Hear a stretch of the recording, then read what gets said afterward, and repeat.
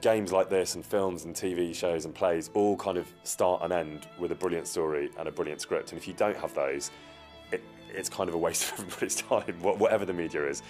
Because at the end of the day, they're designed to release people's imagination and get them excited and engaged in stories and character. Because it's not just a 90-page script that has a beginning, middle and end, but it's a whole world that can have any number of certainly middles and ends and even beginnings. And I think in this instance, fortunately, one of the reasons I wanted to do it is because I think the script is really good and the characters are brilliant, and Henry particularly is a character that I feel very passionate about. And I think that's mostly because of the passion for this world and these characters in the heads of the creators. Because this is a part of the world that not a lot of people know about in historical terms. I certainly didn't before I came here. And it's a fascinating one and a really quite violent and exciting one. We've got a very reliable team who know the world infinitely better than we ever could because they've been working on it for 3 years. And they will brief you, we'll have a briefing in the morning, they'll describe what's going on in the scene, what the context is, what the environment looks like.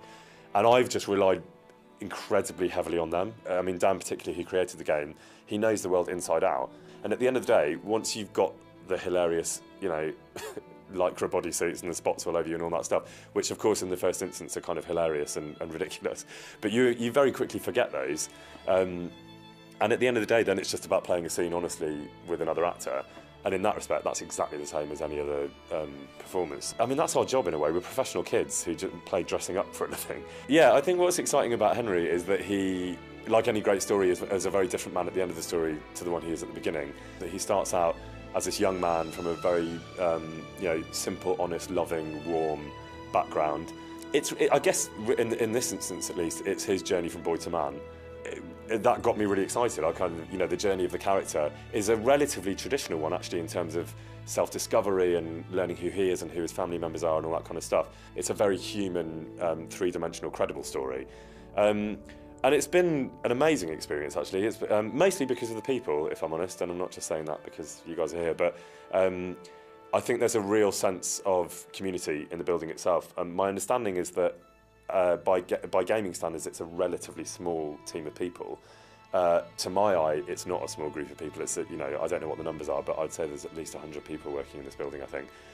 There's a real sense of openness and warmth and support and not hierarchy, which is a fantastic thing for a working environment. So thank you to them, and I hope the players enjoy the game as much as we have making it.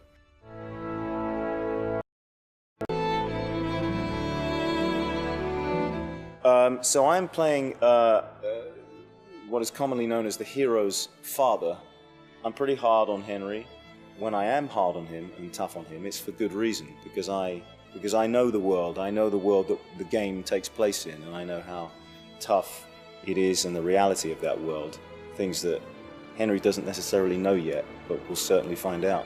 Players will, as they delve into this, will experience the same amazement. What you see is an incredible story that is made even more incredible by virtue of the fact that it happened. And I think it's fascinating. I'm amazed that it hasn't been done and used in this way until now. As they say, truth is stranger than fiction, and what great material. Why would you can't make it up, you can't beat it. You guys are the ones to watch out for sure. I'm really happy to be part of it. I don't want to take that away from you guys. I mean, you are, this is the same kind of everywhere you go, as I said, with the makeshift stuff, but definitely in your kind of attitude, that's good to keep that kind of punk rock, the new guys on the block, attitude. I think that's good. So you don't expect to be getting a phone call saying, right, they want to fly you out to Prague and we're going to go put you in a video game. Bizarre, absolutely bizarre. I used to play RuneScape, so this I mean, in a way, is kind of like a really elaborate, version of that, isn't it? Without the dragons and magic.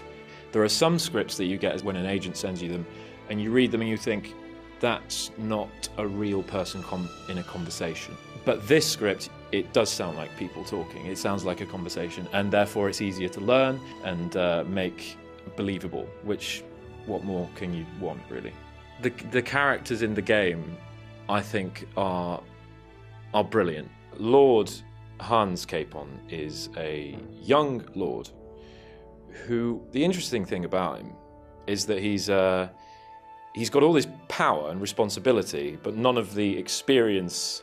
Deep down, he isn't a bad person. He's just been put in a position that he's not ready for.